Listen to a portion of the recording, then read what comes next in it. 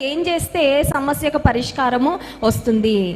మీరు ప్రతి విషయములో కృతజ్ఞతాస్తుతులు చెల్లించుచు మీ ప్రార్థన విన్నపములను దేవునికి తెలియచేయుడి. Do not be anxious about anything, but in everything give thanks and offer your petitions to God అనే మాట వాక్యంలో మనం గమనిస్తాం. ఏ విషయంలో చింతించద్దు, కానీ ప్రతి విషయంలో ప్రార్థన చేయండి. నిరాశను ఎలా జయించాలి? How can I overcome depression and discouragement?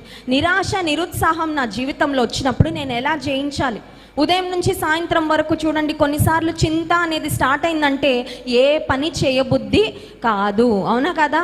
ఒక సోఫాలో కూలబడి అక్కడే కూర్చొని ఉంటారు. అలాగే కూర్చొని ఉండడం వల్ల పోనీ చింతిస్తున్నావని, బాధపడుతున్నావని సమస్యలు ఏమన్నా తీరిపోతాయా? కష్టాలు ఏమైనా తీరిపోతాయి అంటే పరిస్థితులు ఏమాత్రమో మారవు. ఇన్స్టెడ్ వరి అవ్వడానికి బదులుగా, చింతించడానికి బదులుగా చింతిస్తూ టైం వేస్ట్